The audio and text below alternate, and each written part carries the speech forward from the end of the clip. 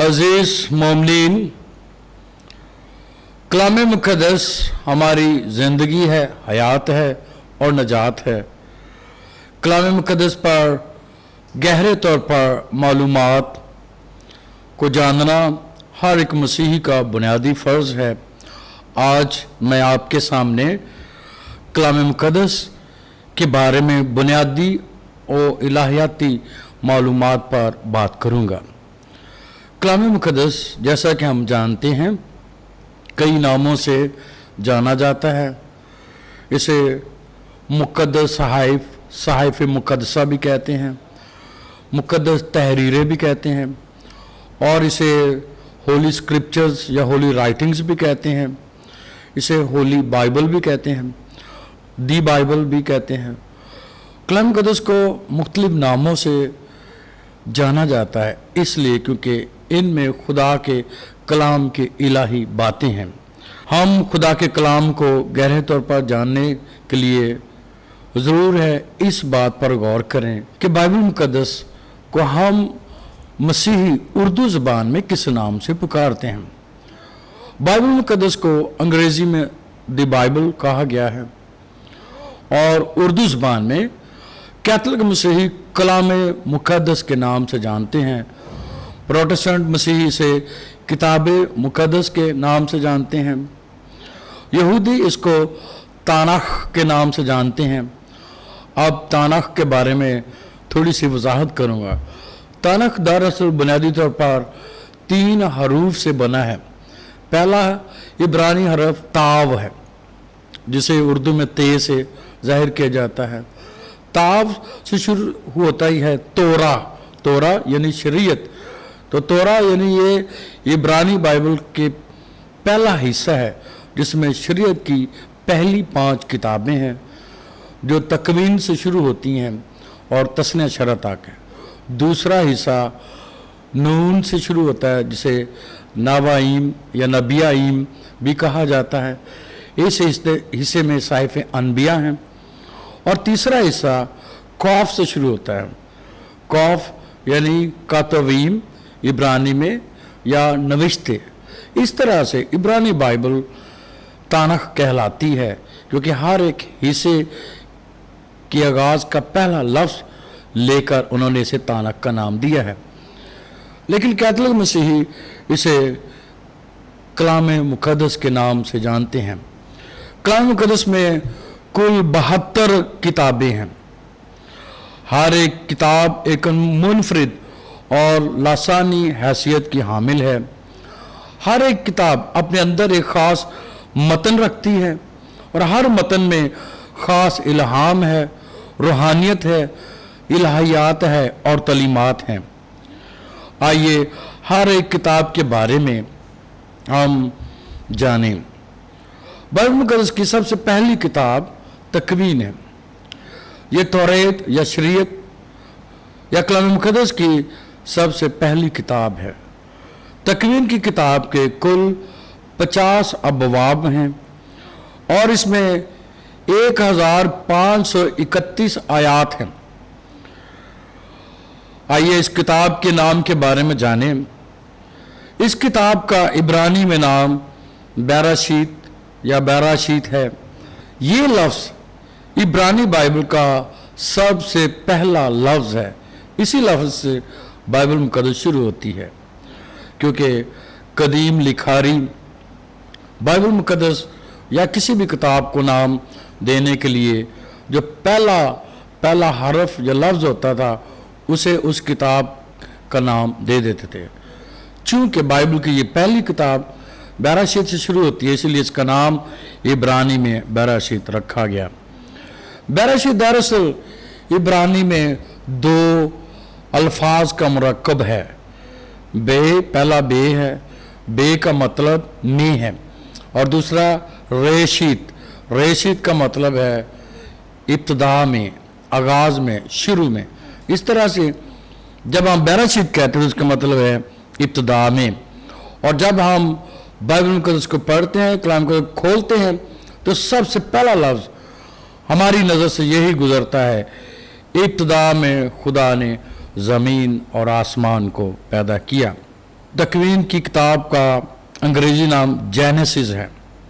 अब जेनेसिस ये नाम सबसे पहले तर्जमा हिफ्ताद या सिप्टुअजिंट में आया और उसी नाम को आगे वल्गट में तर्जमा किया गया और वही नाम अंग्रेजी में आया है। जैसा कि जब हम तकवीन की किताब 5 बाब और पहली अध्याय पढ़ते हैं तो अंग्रेजी में लिखा है these are the generations of Adam, बस जनरेशन से ही जेनेसिस निकला है।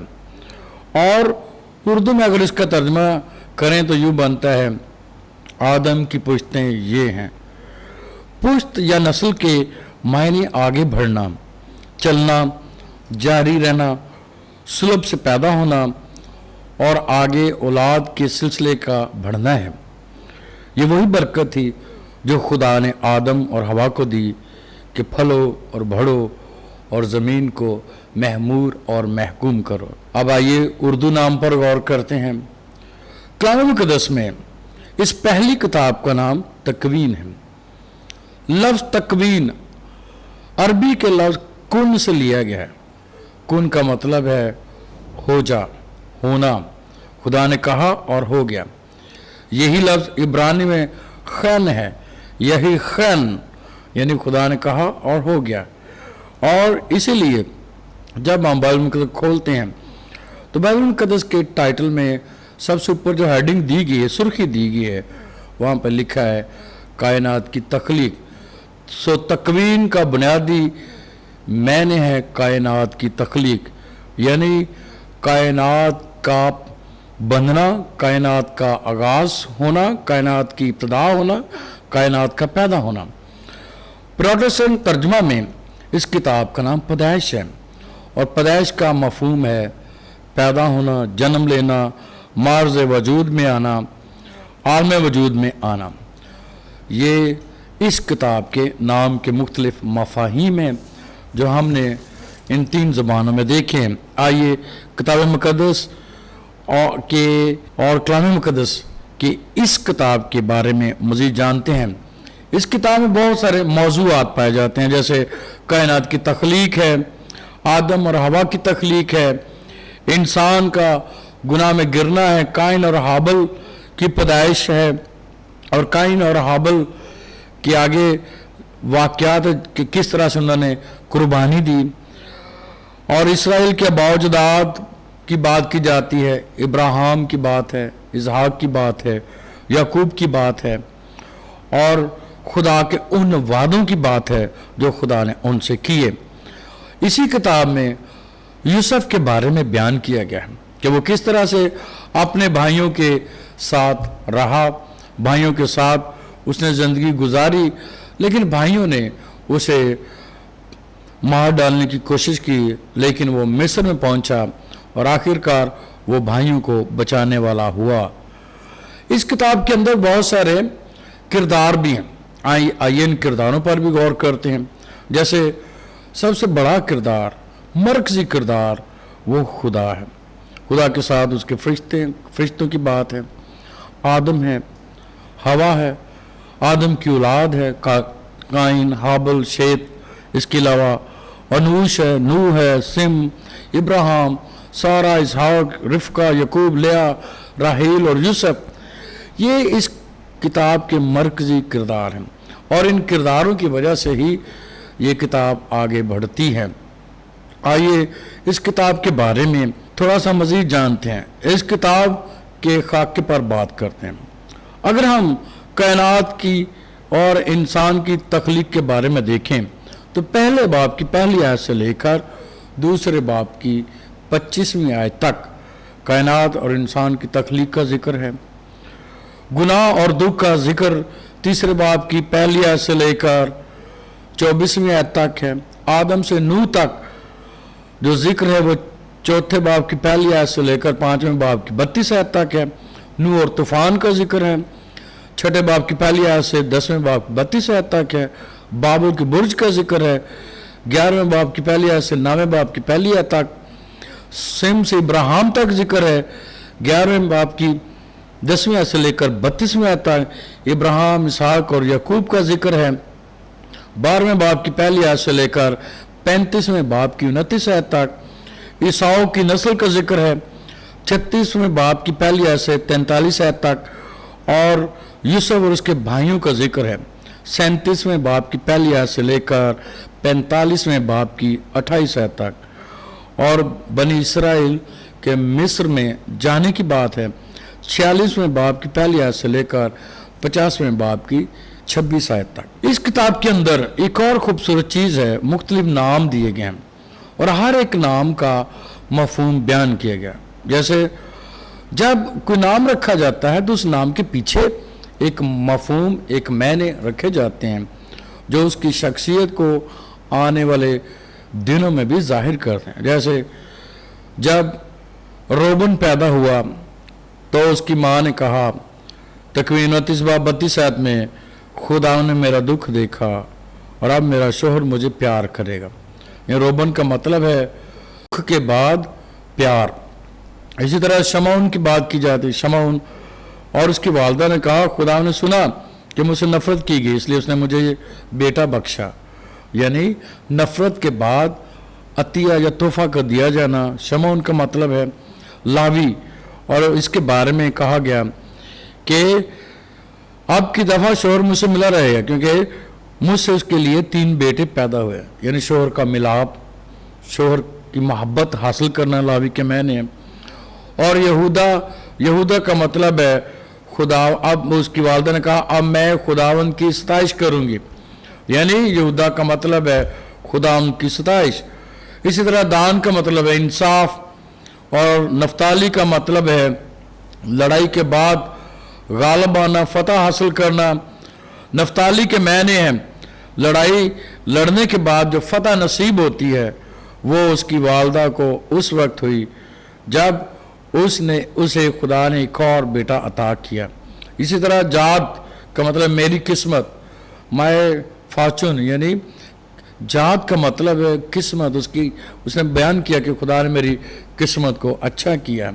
आशिर खुश नसीब, इसका मतलब जैसा उसकी माँ ने कहा, खुश नसीब और औरतें मुझे खुश नसीब कहेंगी। यिसाकर, खुदा ने मुझे इनाम दिया। और इसी तरह जबलून, खुदा ने मुझे अच्छा मेहर बख्शा। और इसी तरह से यूसुफ, खुदा ने मुझसे रुसवाई दूर की। तो यूसुफ के मैंने वो जिसके नाम में रुसवाई दूर करना है, यानी यूसुफ के मैंने रुसवाई दूर करने वाला। और ये बात उस वक्त जाहिर होती है कि जब याकूब और उसके बेटे जब किनान में काल पड़ा तो और वो मिस्र में गए तो यूसुफ ने उन्हें बुलाया। तो यूसुफ ने उनकी सारी जिल्लत, सारी परेशानी, सारी रुसवाई को दूर किया। इसलिए उसके नाम के मायने यकीनी तौर पर उसकी शख्सियत में जाहिर होते हैं। आइए थोड़ा सी एक और बात करते हैं।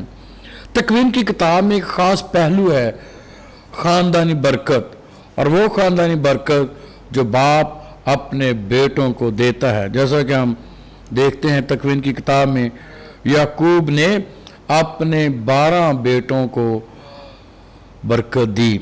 और ये तकवीन की किताब 49 बाब में है, 3 आयत से लेकर ये हम देखते हैं 27 आयत तक खुदा ने बरकत दी और हर एक की अलग-अलग बरकत का जिक्र है। आज भी जब वालिदैन की बरकत उसकी औलाद पर या बरकत उसकी औलाद पर होती है तो वो बच्चे ज़िंदगी में कामयाब होते हैं, कामरान होते हैं और खुदा की रहमत और शफकत और मोहब्बत हमेशा उनके साथ होती है। तकवीन की किताब में एक और जिक्र है जिस पर हम अक्सर गौर भी करते हैं। मुख्तलिफ जब कभी दुआ होती है मुख्तलिफ वक्तों में, ख़ासतौर पर ताज़ीती इबादत में या मेमोरियल सर्विसेज में ज़िक्र होता है उम्र का। तकवीन की किताब में उम्रों का ख़ास तौर पर ज़िक्र है। जैसे आदम से लेकर सारा तक हम उम्रों पर गौर करते हैं। आदम की उम्र 930 साल हुई, शेद की 912 साल, अनूश की 905 साल, केनान की 910 साल, महललीएल की 895 साल, यारद की 962 साल, हनूक की 365 साल, मतूशाले की 969 साल, लामक की 777 साल, नू की 950 साल, शाम की 600 साल, अरफखशद की 465 साल, साले की 460 साल, आबिर 454 साल, फालिद 320 साल, रऊ 239 साल, सरोज 230 साल, नाहूर 148 साल, तारे 205 साल और इब्राहिम 175 साल, इसहाक 180 साल, यकूब 147 साल, यूसुफ 110 साल और सारा की उम्र 127 साल हुई। इन उम्रों को बयान करने से तकवीन का एक मकसद है। अगर हम देखें तो शुरू में उम्रें बहुत लंबी थी, लेकिन वक्त गुजरने के साथ साथ इस तरतीब में भी आहिस्ता आहिस्ता उम्रें कम होती गईं और बाद अज़ां 120, फिर 120 से नीचे आते हुए 100 साल, फिर 70-80 साल। और अगर आजकल हम उम्रों का तनासब देखें तो वो इससे भी नीचे है, शायद 60-65 साल या इससे भी नीचे 55 साल तक आ गया। ये क्यों है ऐसा? बाइबल मुकद्दस के बारे में अगर गौर से देखें तो दरअसल जूं जूं इंसान खुदा के करीब था उस वक्त उसकी उम्र लंबी थी, लेकिन जैसे जैसे खुदा इंसान से दूर होता गया, गुनाह में गिरता गया, उसकी उम्र का शुमार भी कम होता गया। एक चीज़ ये तकवीन की किताब से हमें नज़र आती। आइए अब इस किताब को मुख्तलिफ सवालात की नज़र से देखते हैं। जैसे तकवीन की किताब किसने लिखी, अक्सर ये सवाल उठता है। तकवीन की किताब का लिखने वाला हज़रत मूसा है, और इसी तरह से तकवीन की किताब किन लोगों के लिए लिखी? ये इसराइल के लोगों के लिए लिखी गई। और तकवीन की किताब कहाँ लिखी गई? ये सहराए सीना में उस वक्त लिखी गई जब बनी इसराइल बियाबान में 40 साल सफ़र कर रही थी। तकवीन की किताब कब लिखी गई?